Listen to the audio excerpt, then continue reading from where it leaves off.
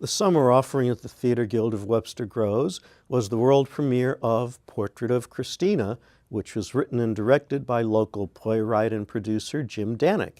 In the opening scene, Geoffrey Flynn introduces himself to the audience.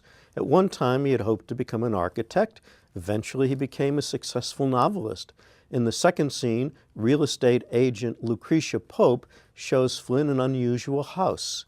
It's on a large plot of land coveted by developers, but the owners want the house and grounds to remain the way they are. Flynn is so taken with the isolated home that he decides to buy it on the spot. He insists on staying there that night even though he hasn't actually bought it. Lucretia reluctantly agrees. That's when peculiar things begin to happen, some of them related to the two old servants who have to keep their jobs according to the terms of the sale. They aren't amenable to change, and they do their best to put the agent and the buyer at odds. The situation gets even stranger when Flynn receives visits from Christina, the character he is writing about. She has her own ideas about who she is and what should happen to her.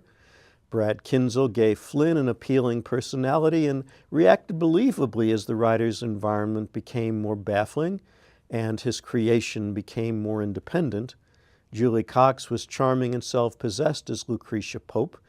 Jadienne Davidson as Mrs. Bolton and Tom Day as Willis had lots of fun portraying the eccentricities and machinations of the two servants.